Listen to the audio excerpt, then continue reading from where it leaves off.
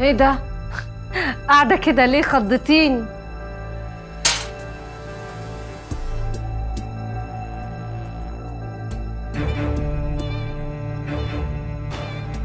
ايه ده؟ ايه ده؟ معرفش ايه ده. بس انا عارفه. بتعملي لاختك عمل؟ ليه؟ عمل ايه اللي هعملهولك؟ ايه اللي انتي بتقوليه ده؟ العمل ده لقيته تحت مرتبة السرير، وزهرة ما بتدخلش الأوضة غير واحنا هنا.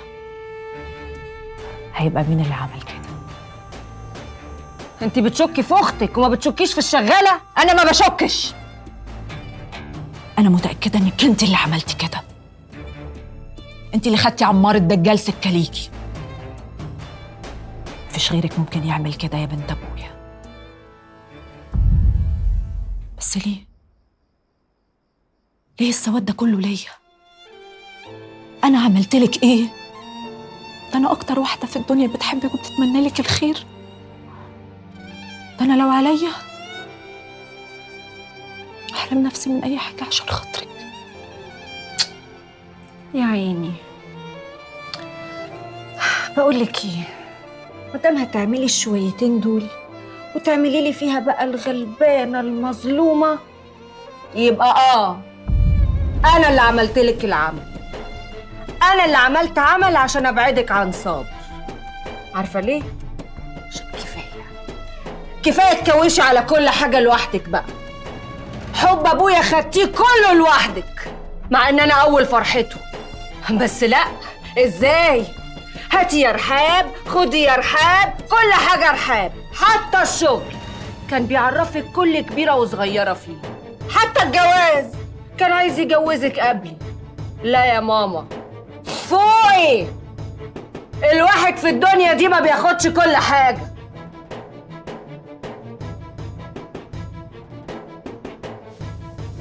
قبل ما أكلمك كنت عمالة أدور على عذر اللي عملتيه، لكن بعد ما سمعت اللي قلتيه وحسيت اللي جواكي ناحيتي اتأكدت إن مالكيش عذر. ولو رجعتي كلامك هتعرفي إني ماليش ذنب في اللي حصل، إني ما عملتش حاجة. لا قلت لأبويا يعمل كده ولا خليت صابر يحبني.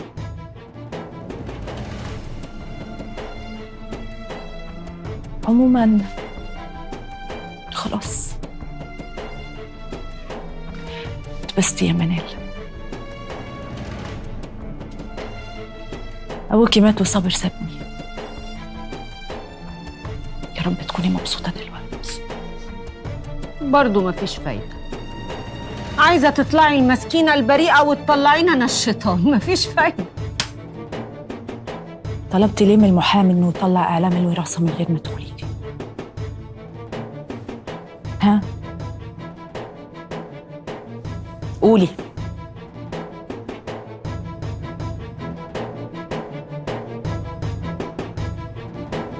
مين يا صابر؟ وعدنا هاني بإنك مش هتأذي اللي عمل كده. يعني اللي قتل هو واحد منهم فعلا؟ ما ردتش عليها هاني بيه. اوعدك بيه يا صابر، ده كان دراع اليمين وعشة عمري. ده شرط يا هاني بيه، إنك مش هتأذي اللي عمل كده. أنا ما اقدرش أشيل ذنب. حاضر حاضر يا صابر، بس قول لي هو مين علشان حتى ابعده عني. فارس هو اللي قتل.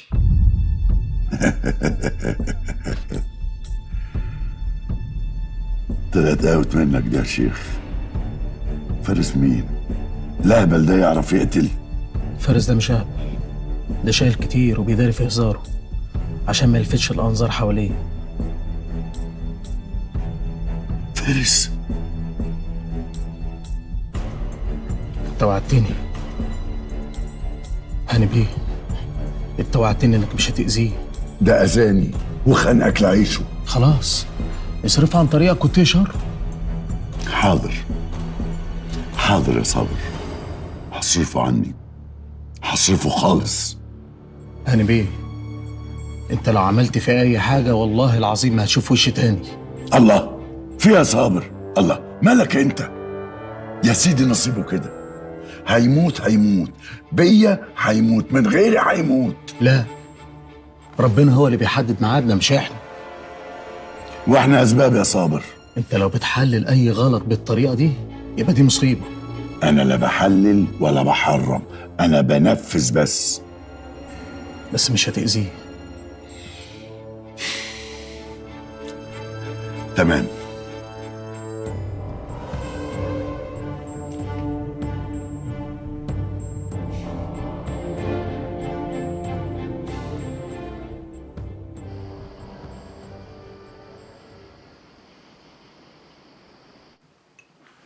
بالشفا ان شاء الله.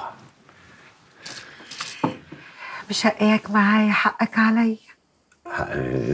نورت بيتك يا صفاء، ده انا الود ودي اقعد تحت رجليكي العمر كله. تسلم لي يا غالي. انا كنت زعلان منك، بس لما شفتك في المستشفى كان هين علي اضرب دماغي في الحيط، اضرب نفسي 100 بلغي اذا كنت ضايقتك في يوم من الايام او زعلتك. يا اخويا بعد الشر عليك، مالك كده يا شيخ سلام؟ بتتكلم زي بتوع التلفزيون. تلفزيون يا بيت وكلام فارغ ايه؟ لا، مش انت مش عارفه انت ايه بالنسبه لي. انت مش مراتي وبس، مراتي واختي وحبيبتي. ده انت اللي تعبتي وشقيتي معايا وشفت افراحي واحزاني. يا ربنا يخليكي لي ويجعل يومي قبل يومك. يا اخويا بعد الشر، ده انا محوشاك للزمن. بس بقول لك ايه؟ ايه؟ من النهارده انت ست هانم، ما تتحركيش، انت الملكه حتشبسوت. ايوه يعني تقعدي ما تتحركيش خالص، وانا هجيب عيشه تساعدك، او اقول لك هجيب بيت تشوف معاكي شغل البيت. لا يا اخوي، انا اعمل حاجتي بنفسي، ما احبش حد يعمل لي حاجتي. بعدين دي مين دي بقى اللي هامنها على بيتي وجوزي وعيالي؟ بعدين ولا يهمك، خلاص هما شويه تعب وراحوا لحالهم بقى الحمد لله. ها يا جديد يا جامد.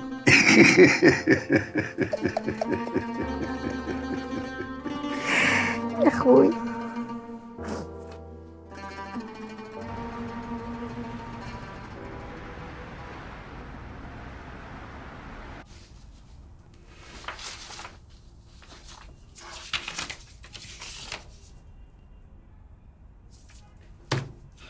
للأسف في أكتر من صمام من صمامات القلب مسدود، وفي الحالات اللي زي دي أنا شايف العملية هي أنسب حل.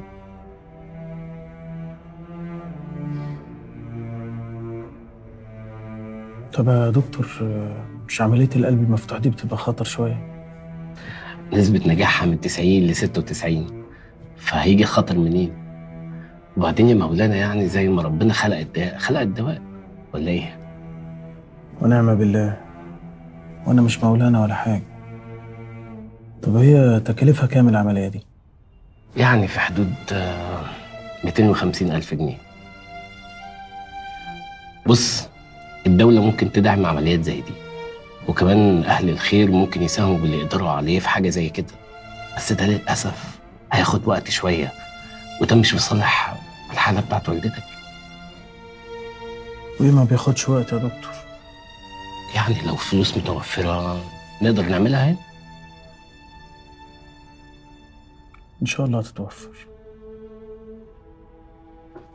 شكرا يا دكتور.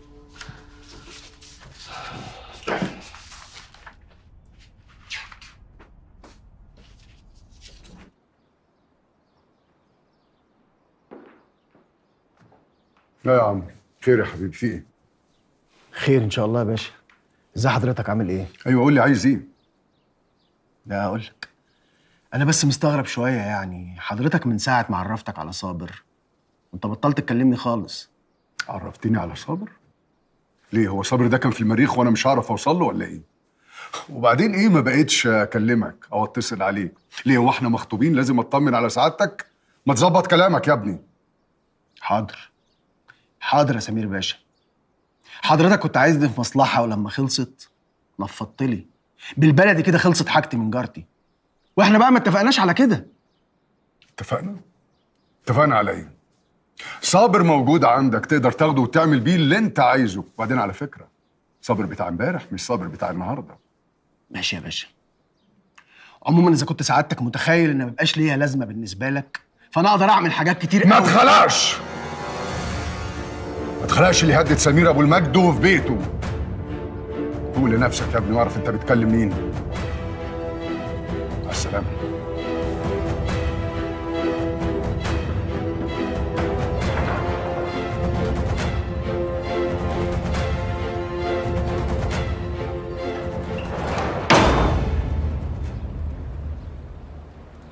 يعني انت عايزاني امشي في اجراءات اعلام الوراثه؟ اه طبعا، بس مش قبل ما تشوف الورقه دي. ايه دي؟ ده تنازل عام عن كل املاك ابويا الله يرحمه، بيع وشراء. كتبه لي قبل ما يموت. اختك تعرف عنه حاجه؟ لا لسه، بس هتعرف. انا ما كنتش عايزه اطلع الورق ده عشان ما تزعلش مني، بس طالما هي ما عملتش حساب لمشاعر الاخوات فانا مش هعمل لها اي حساب. استاذ رحاب، انتوا اخوات، اتصافوا مع بعض، حاولوا تحلوا الموضوع ودي، يبقى احسنتوا. انت عارف ابويا عمل كل ده ليه وكتب كل حاجه باسمي؟ والله انا ما اعرفش، الحاج ما جابليش اي سيره عن الموضوع ده. عشان عارف ومتاكد اني هدي اختي حقها، بس لو كان عمل العكس ما كنتش هشوف منها حاجه. عموما ما تشغلش بالك بالموضوع ده، انا هستنى منك تليفون علشان تقولي اللي لازم يتقال. ماشي؟ تمام. شكرا.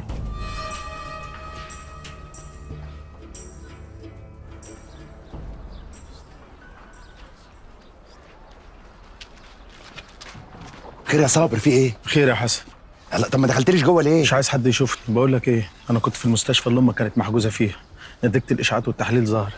امك محتاجه تعمل عمليه كبيره قوي في القلب. لا حول ولا قوه الا بالله. ايه اللي بتقوله ده بس يا صابر؟ خير يا حسن، الحمد لله ان احنا عرفنا. احنا لازم نبلغ ابوك وامك، انا مش هقدر ابلغهم بالخبر، خايف عليهم. ايه اللي بيحصل لنا ده بس يا ربي؟ واقف هنا ليه يا حسن وسايب شغلك جوه؟ معلش يا استاذه، بس واقف كنت بتكلم كلمتين مع صابر وداخل على طول. ازيك يا صابر؟ ازيك يا منال؟ وانت خايف تقرب بقى من المحل لنشوفك ولا خايف حد معين يشوفك؟ انا بخافش من حد. طيب. ايه ده؟ يا اهلا يا اهلا يا اهلا. ايه ده، الحبايب كلهم هنا متجمعين عند النبي ان شاء الله عليه الصلاه والسلام. ازيك يا شيخ صابر؟ عاش من شافك. ازيك يا رحاب؟ انا كويسه، بس شفت اللي حصل معايا؟ مش طلع معمول لي عمل عشان يفرق بيني وبينك ولقيته مدفون تحت السرير؟ وهي العمل نجح. اظن دلوقتي ما ينفعش انك تبطل العمل، صح؟ تحب تعرف مين اللي عمل لي العمل ده عشان يفرق بيني وبينك؟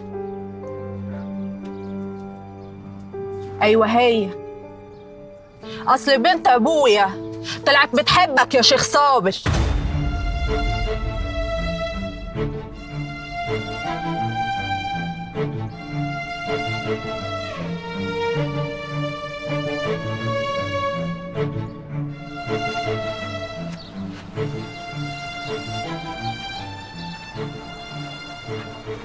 ايه التخاريف اللي انت بتقوليها دي؟ انا ما اعرفش حاجه عن اللي انت بتقوليه.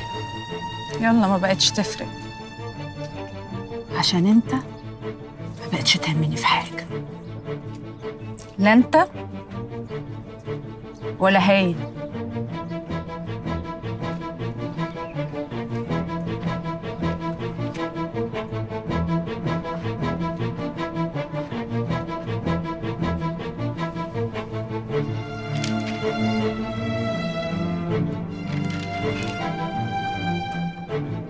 قوم يا عبد الرازق، قوم من على المكتب. خير يا ست رحاب، في ايه؟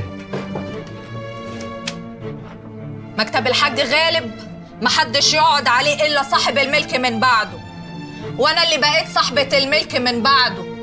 يا رجالة الحاج غالب، يا رجالة المحل، من هنا ورايح أنا المسؤولة عن كل صغيرة وكبيرة في المكان ده، التجارة والمحلات كلها.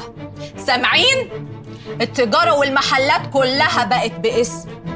الحاج غالب كتب كل حاجة باسمي عشان كان عارف إني الوحيدة اللي هقدر أصون ملكي، وأنا مش هقصر في حاجة، وأنا عارفة إن اللي شغالين هنا مش هيقصروا برضه في حاجة.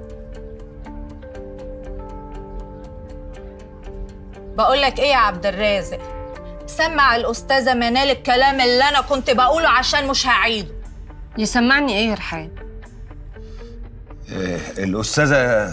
الأستاذة رحاب بتقول إن الحاج الله يرحمه كتب لها كل حاجة قبل ما يموت.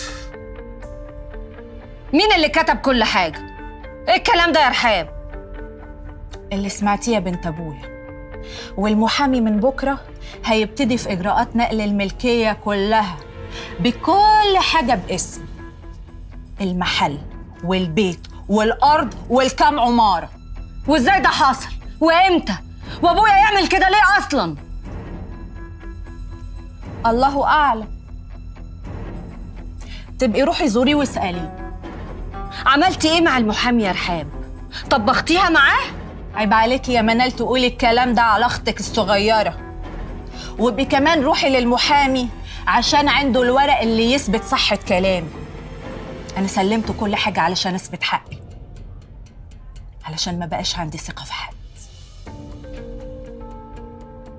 حتى الإخوات بقى يعملوا أعمال لبعض. خراسي خالص. اهدي يا استاذه منال، ليكوا بيت تتكلموا فيه.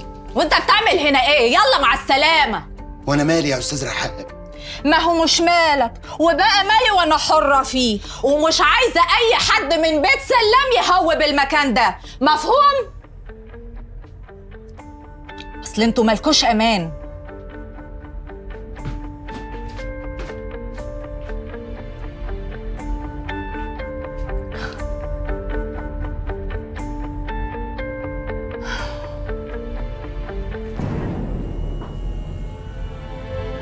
يلا يا رجالة، كل واحد يروح يشوف شغل. يلا يا ابني انت وهو كل واحد يروح لحاله.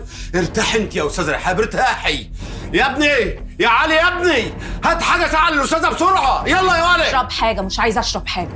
وقعدك هنا بشغلك، هتقعد تتمحلس عليا هقول لك انت كمان مع السلامة، فاهم؟ فاهم يا استاذ رحاب، حاضر.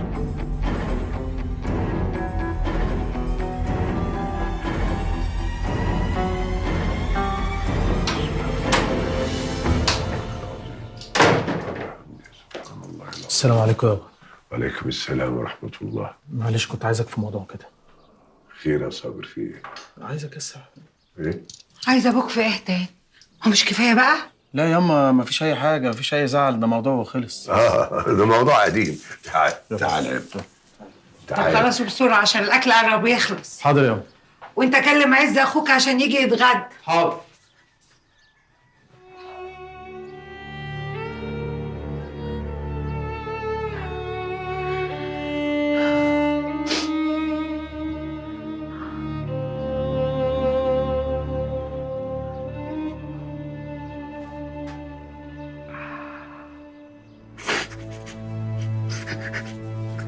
لا إله إلا الله سيدنا محمد رسول الله. لا حول ولا قوة إلا بالله. يابا امسك نفسك يابا. احنا لازم نعرف امي، بس ما ينفعش تشوفك بالشكل ده، وهي ان شاء الله عمليه بسيطه وهتقوم منها بخير. اعملها منين يا ابني؟ ما انت قلت انها هتكلف كتير. ما تقلقش، ما تشيلش هم الفلوس، انا هتصرف. تتصرف منين يا صابر؟ لا، أنا اللي لازم أتصرف. أنا حبي على الأرض. أنا حاسس إن ربنا سبحانه وتعالى مش راضي عن الأرض دي عشان اللي كنت بعمله زمان. بس والله يا ابني، والله كل فلوسها حلال. يابا مفيش أرض هتتباع، والله العظيم إن شاء الله هتصرف الفلوس. بس اهدى، احنا لازم نفتحها بالموضوع ده. لا لا يا ابني، أنا مش هقدر، وهي كمان مش هتستحمل دي. في ايه؟ كل ده راجل تتكلموا في ايه؟ لا ده انا وابويا كنا بنتكلم في موضوع كده يا عم. قالك يا سلام، بتبكي ليه يا اخوي؟ لا ياما هو يعني كان بيفضفض لي في حاجه، انت عارفه يعني ابويا دمعته قريبه. رحت المستشفى يا صابر؟ نتيجة الأشعة طلعت صح؟ قالوا لك إني هموت. الكلام اللي بتقوليه ده يا صباح، انت بخير بخير، ربنا يبعد عنك الشر. يا أخويا هو الموت شر؟ الموت خير. وبعدين أنا يعني هروح فين؟ هروح عند ربنا، عند اللي خلقنا كلنا. في أحلى من كده يا سلام؟ ونعم بالله. يا رب يطول لنا في عمرك يا عم. هي عمليه بسيطه هتعمليها وان شاء الله تقومي بالسلامه. ما تقلقش يا سلام، ربنا ما بيجيبش غير الخير. صلي انت بس وادعي لي. انا هقوم افتح الباب، ادعي لها انت بس. خافش يا اخويا. ليه كده يا سلام؟ ليه كده يا اخويا؟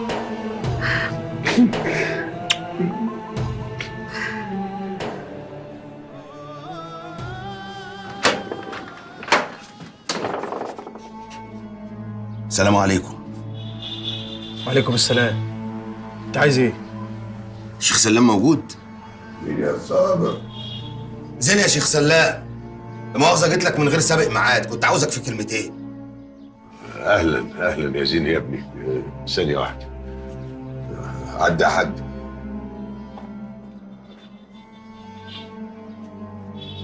اتفضل يا ابني، تعال تعال. اقعد يا ابني اقعد. اهلا بيك، اهلا وسهلا. اهلا بيك يا شيخ سلام. انا كنت نويت والنية لله ان انا اخطب. انت عارف طبعا يا حاج ان انا ابويا ميت الله يرحمه، والملوش كبير بيدور له على كبير، ومفيش اكبر منك في البلد بعد ربنا. الله يكرم اصلك يا ابني. ودي مين العروسه بقى؟ رحاب. رحاب بنت الحاج غالب الله يرحمه.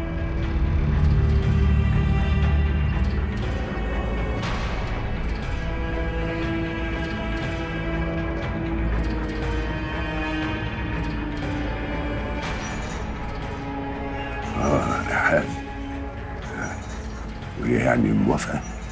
موافقه ورحبت، بسطت كمان لما عرفت انك جاي معايا. هو ماله يا ابني، ان شاء الله هاجي معاك. انت بس قول لي على اليوم. بس انا بقول يعني نستنى لغايه ما يعدي ال40. الاصول بتقول كده. هو انا برضه يفوتني الاصول يا شيخ سلام. ان شاء الله يعدي ال40 واجي وابلغك بالميعاد. بالاذن. باذن ايه؟ مش هتشرب حاجه؟ هو انا غريب برضه يا شيخ سلام؟ البيت بيتي وانت ابويا وصابر اخويا. السلام عليكم. السلام ورحمه الله وبركاته.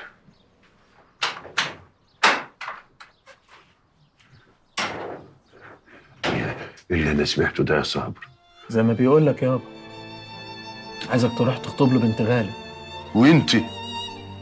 وانتوا مش بتحبوا بعض؟ خلاص يابا، ما بقاش ينفع. الله يسهل لها، انا رايح مشوار. يا لطيف يا رب، يا لطيف.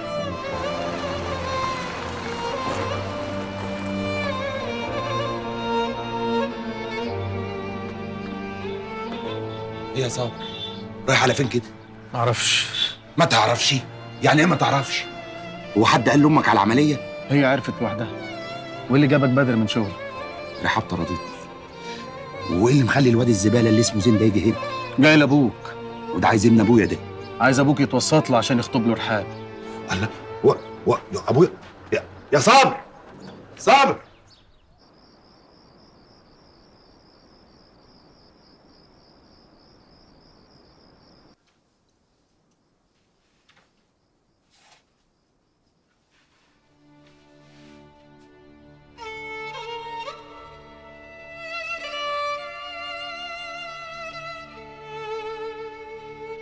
ليه كده يابا؟ ليه تعمل فيا كده؟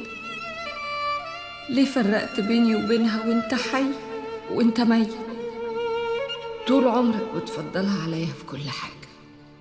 علام هي تتعلم أحسن، فلوس هي تاخد أكتر،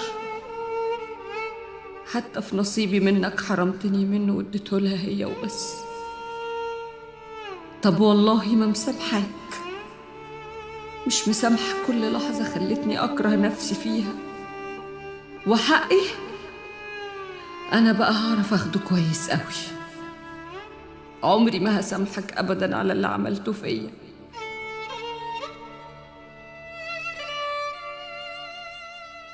عز مين الأهبل ده يا ماما اللي أبص له؟ طب خليه بس يحاول والله يفكر إن هو يلمح لي وشوف أنا هعمل فيه إيه. والله العظيم لأفضحه وأخلي أخويا يجيبه من قفاه. حبيبتي أنا ما يملاش عيني غير الأستاذ. تلميذ إيه ده؟ طب أقول لك على حاجة، صابر حبيب قلبي ده قريب قوي هوقعه وهخليه كمان من نصيبي وهتشوفي.